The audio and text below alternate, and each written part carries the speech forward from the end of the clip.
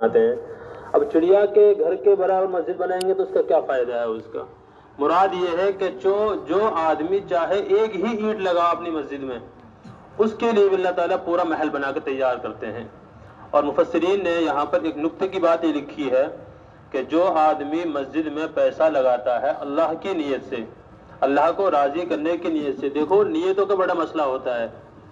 अभी हमारे यहाँ इलेक्शन हुए, किसी आदमी ने कह दिया कि भाई मुझे आप सरपंची दे दो गांव की, मैं गांव को जो 20 लाख रुपए दे दूंगा, 5-5 लाख रुपए मैं जो मस्जिदों को दे दूंगा। ऐसे लोगों को कोई सवाब नहीं मिलता, क्योंकि वहां पर जो नीयत है ना वो लिल्लाह नहीं रही, वो अल्लाह के लिए नहीं है बल्कि वो दुनिया के लिए हो जाती है। जो आदमी अल्लाह के लिए बनावे, मुराद यहाँ पर जो है इखलास है। तो भाई आप 1 रुपए लगावें, आप 10 रुपए लगावें, आप 100 रुपए लगावें, आपकी हैसियत ना है मस्जिद के बनाने की, लाइट ना है तो आप एक लाइट लाकर लगा दो मस्जिद में, तो भी आपको इतना सवाब मिलेगा। मस्जिद में झाड़ू ना है, मस्जिद में आप झाड़ू लाकर लगा रख दो, उसका भी आपको इतना सवाब मिलेगा। मस्जिद की टूटी खराब हो गई, टूटी आप लाकर लगा दो 50 रुपए की, आपको उसका भी इतना ही सवाब मिलेगा। या मस्जिद में सफ खराब हो गई है, एक सफ आप ला दो 500 रुपए की, अल्लाह ताला आपको उसका भी इतना सवाब देगा।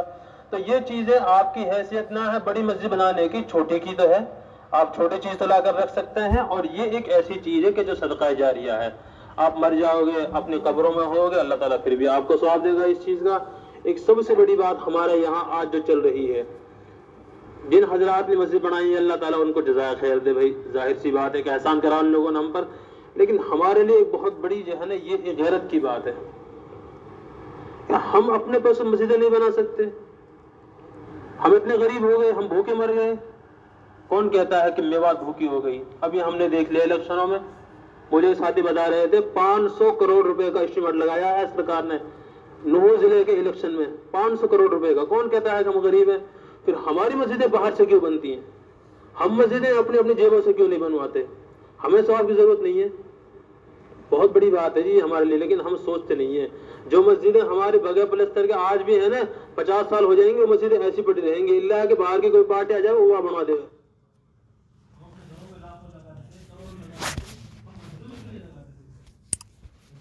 के लिए ये गारंटी की बात है इंशाअल्लाह वो आदमी अपने ईमान की हालत में मरेगा।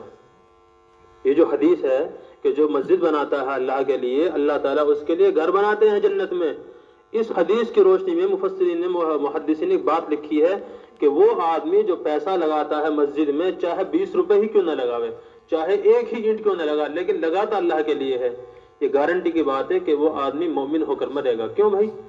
भाई जन्नत में घर तो उसके लिए तभी बनेगा जब वो जन्नत में जाएगा, और जन्नत में कौन जाएगा? मोमिन जाएगा। तो ये पक्की बात है, इसलिए भाई इखलास से पैसा लगाओ। हाँ, और इस माल पर अपना हक ना जमाओ।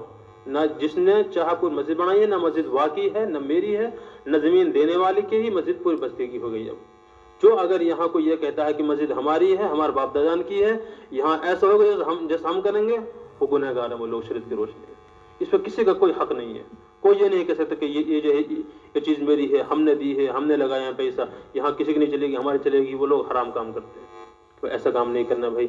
अल्लाह ताला हम सबको जो है आबाद फरमा दे, मस्जिदों को हमारियों को जो है आबाद फरमा दे।